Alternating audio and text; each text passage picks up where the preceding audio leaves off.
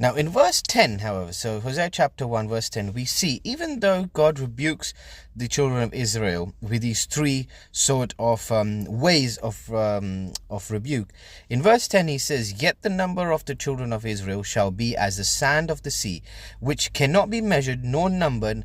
And it shall come to pass that in the place where it was said unto them, Ye are not my people, there it shall be said unto them, Ye are the sons of the living God." So here we see that it's a mixing of people, because remember, the Gentiles at one point were not God's people, but over here we see that even the people that are not part of Israel, not part of Judah, will be known as the sons of God. Now, Ellen White writes in Acts of the Apostles 3:6 verse 1, "It was God's purpose that his grace should be revealed among the Gentiles, as well as among the Israelites.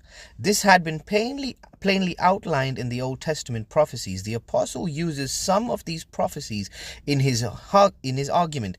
"Hath not the potter power over the clay?" he inquires. So she's talking about Paul here.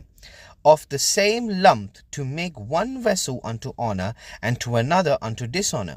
What if God, willing to show his wrath, and to make his power known, endured with much long suffering the vessels of wrath fitted to destruction, that he might make known the riches of his glory on the vessels of mercy, which he had afore prepared unto glory, even us, whom he had called, not only of the Jews, but also of the Gentiles. As he saith also in Osee, I will call them my people, which were not my people, and her beloved, which were not beloved.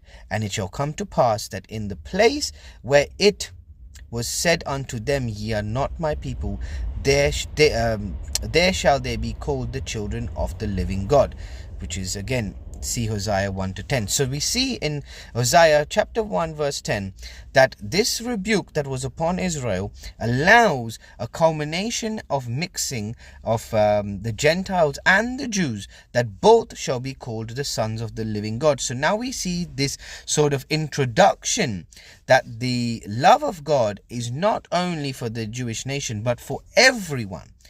Those who keep the commandments, obey him, worship him, and are not part of this adulterous nation, which we're going to see in chapter 2.